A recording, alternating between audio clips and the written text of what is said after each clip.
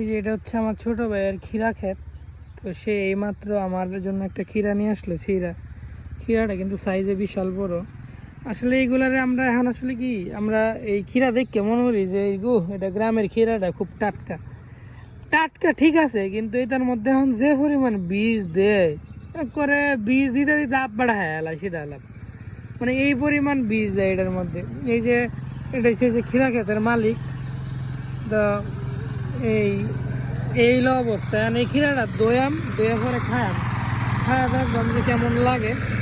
তা আমি যারা কইলাম যে এই গ্রামে আসলে অনেক জিনিস এরকম গাছ থেকে ছিঁড়া খাওয়া যায়, কিন্তু মানে প্রচুর পরিমাণ বিষ টিষ দেয়। দেখা যায় আরো ছোট ছোট অনেক ক্ষীরা টিরা এনে আছে। হ্যাঁ, মানে আছে ক্ষীরা হইতাছে, এটা ওখানে কয়দিন পরে বেচা হইব রমজানের আগে।